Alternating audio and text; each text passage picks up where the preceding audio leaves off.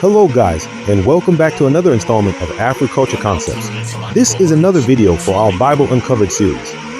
Today, we will be investigating the biblical text in order to try and see if the Satan, or the adversary, is a foe of the Old Testament deity, or if he or they was actually working in complete subjugation to the Old Testament deity, Yud-Heh-Wah-Heh. Everything that will be discussed is on a textual basis and can be verified within the biblical Hebrew text. This information is for educational purposes only, so please leave dogma-based arguments at church and pick up a biblical Hebrew lexicon instead, so that you can learn something. We will discuss a couple passages from the book of Job, the book of Chronicles, the book of Samuel, the book of Genesis, and Zechariah, in order to construct a database of information that we can use in order to develop a more educated opinion on the matter, as well as go over some text from the book of Genesis, chapter 6, verse 1 through 4. As well as examine the book of Deuteronomy chapter 32 verse 8 through 9 from the Dead Sea Scroll, the Septuagint, and the Masoretic text, in order to see what fits better and to show evidence of theological evolution within this group of authors. First, let us read the book of Psalms chapter 82 verse 1, so you can get an understanding of what we're dealing with.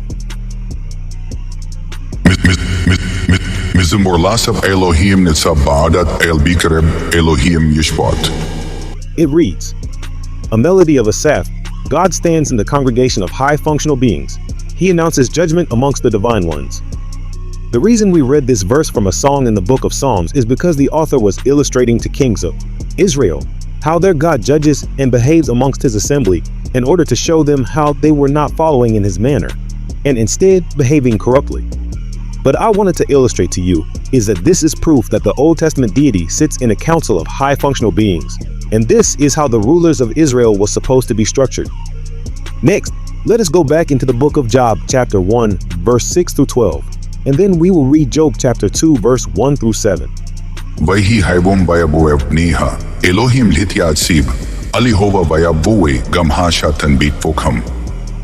Job chapter 1 verse 6 reads, and the day came to pass, and the sons of God entered to position themselves upon Yud-Heh-Wah-Heh, and the Satan entered as well to position himself upon Yud-Heh-Wah-Heh.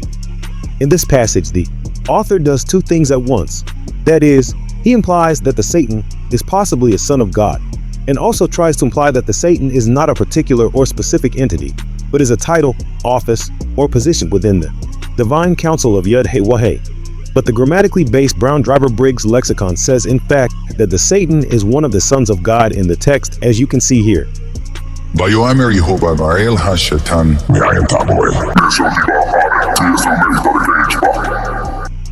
Job chapter 1 verse 7 reads, Yud-Heh-Wah-Heh said to the Satan, where have you been?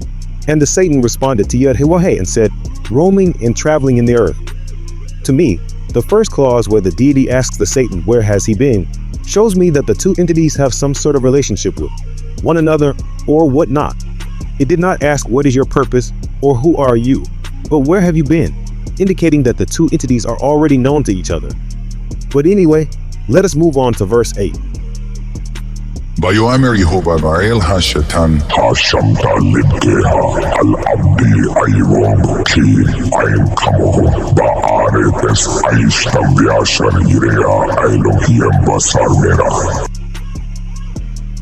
And it reads, and Yud-Heh-Wah-Heh said unto the Satan, have you set your mind upon my servant Job? Because he is like no one in the earth. He is perfect and upright. He fears God and turns away from evil. If the Satan is a complete foe of the Old Testament deity, why is he seeking counsel in heaven with him? That is a question someone that is reading this book with a pre-bias from the New Testament should be asking when reading. But anyway, let us go into verse 9. Vaya anha shatan ayed Jehovah bayo amar.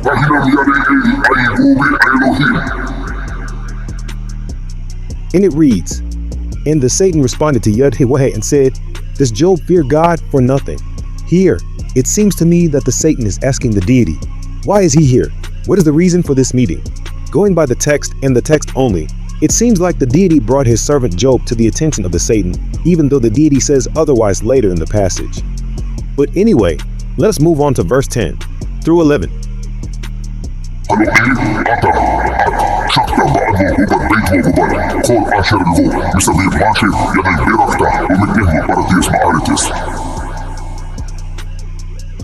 And it reads, Why are you focused on him and his household and all that he has?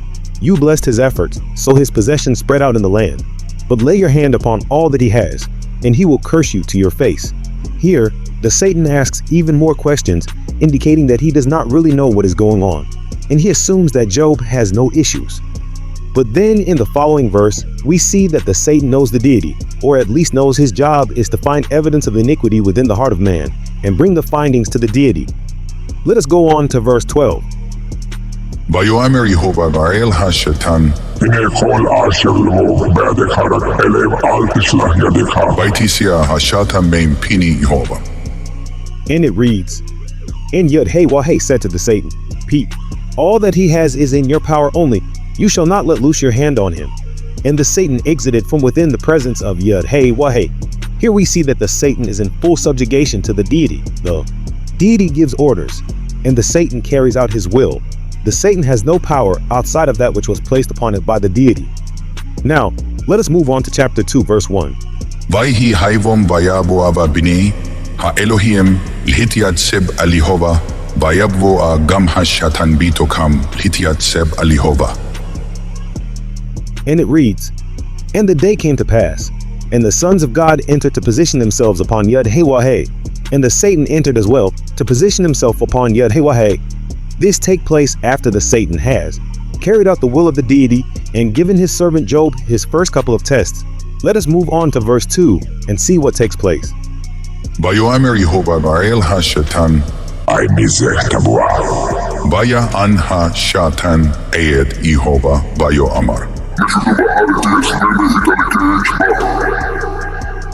And it reads, YHWH said to the Satan, Where have you been? And the Satan responded to YHWH and said, Roaming and traveling in the earth. Here we are with another divine meeting in heaven. Let us go on to verse 3. ויאמר יהוה באל השטן האשמת לבך אל עבדי איוב כי אין כמו בארץ הישנם ואשר יראה אלוהים בשר מרע ועודן ומחזיק בטומאת ובציתני בבוא לבלבו הינם. And it reads, And Yud-Heh-Wah-Heh said unto the Satan, Have you set your mind unto my servant Job? Because there is no one like him in the earth, a perfect and upright man who fears God and moves away from evil. He keeps his integrity, even though you have instigated me against him for no reason. Here, we have the deity blaming the Satan for his discussion of his servant Job. When we see it first, the Satan was asking this question when he said, Why are you focusing on him? Does he fear God for nothing? He'll tell you, these ancient Near Eastern authors sure had a way of telling stories. What initiated the sons of God to assemble themselves in the presence of the deity to begin with is a good question you may want to ask yourself when reading this passage. But anyway, let us go on to verse 4 and 5. ויען השטן את יהוה ויאמר.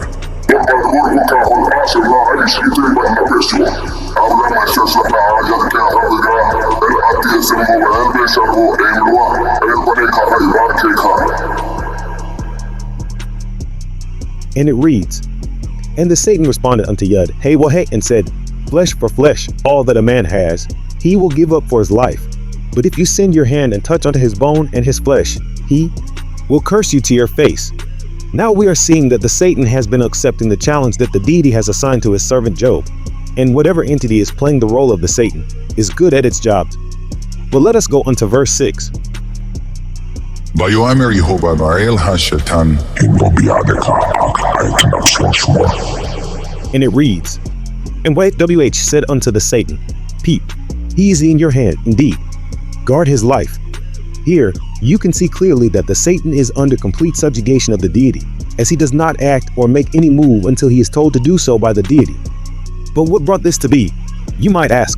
If you want to know, you need to go and read the beginning of the book of Job in chapter 1. Let's go throughout that without reading it in biblical Hebrew quickly. Job chapter 1 verse 1 through 5 says, There was a man in the land of Uz named Job. That man was blameless and upright. He feared God and shunned evil. 7 sons and 3 daughters were born to him. His possessions were 7,000 sheep, 3,000 camels, 500 yoke of oxen, and 500 she-asses, and a very large household. That man was wealthier than anyone in the East. It was the custom of his sons to hold feasts, each on his set day in his own home. they would invite their 3 sisters to eat and drink with them. When a round of feast days was over, Job would send word to them to sanctify themselves. And, rising early in the morning, he would make burnt offerings, one for each of them, for Job thought, "Perhaps my children have sinned, blasphemed God in their thoughts." This is what Job always used to do. "I will read that last part again," Job thought. "Perhaps my children have sinned and blasphemed God in their thoughts." And the verse right after that is when the sons of God presented themselves in the presence of the deity and court began. To sum it up, it seems like the Satan is a particular position within the consortium of Yud-Heh-Wah-Heh that intervenes whenever one of Yud-Heh-Wah-Heh's servants may have some type of impurity or iniquity in their minds. So before the deity executes judgment, it summons the Satan to investigate the matter and bring the findings back to the deity. You could even say it is an accuser of humans on behalf of the deity. Although it does have somewhat of a spicy undertone, it only carries out the will of the deity and is not a foe of it. The problem with this position is that there is no particular entity or character that the story assigns the job to as a full-time position. Therefore, it does not fit the New Testament perspective whatsoever. What adds even more ambiguity to the subject are the next couple of verses that we will examine.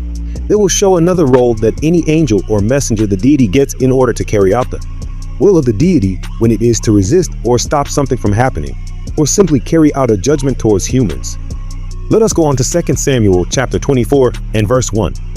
And it reads, "The anger of Yud-Heh-Wah-Heh again flared up against Israel, and he incited David against them, saying, 'Go and number Israel and Judah.'" Here, we have the deity being angry with the people of Israel and summoning King David against them. But what is coming next will startle you. Let's read 1 Chronicles chapter 21 verse 1. And it reads, "A Satan arose against Israel and incited David to number Israel." This shows that there are different authors of these texts, and anytime the deity makes judgment on its people in a negative manner, it summons a Satan to carry out its will. Let us move on to Numbers chapter 22 verse 22. ויהר אף אלוהים כי הולך השווה ויתייתי סב מלאך יהוה בדרכי של שטן אלבו בשברו כהב על אתון בו בששני נרייב אימבו. And it reads, "And God was pissed, especially because he was traveling. And a messenger of Yud-Heh-Wah-Heh stationed itself in the way as a Satan/resistor to him. And he was riding on his female donkey with his 2 young boys." This is another occurrence of a messenger of the deity placing itself as a Satan or a resistor to a human being. The only difference of this passage is that this is a Satan and not the Satan. ויאמר אלי מלאך יהוה. על מה הכית את אדון הזה שלוש רגלים, הנה אנוכי יצאתי לשתן כי ירדתי הדרך כל נגדי.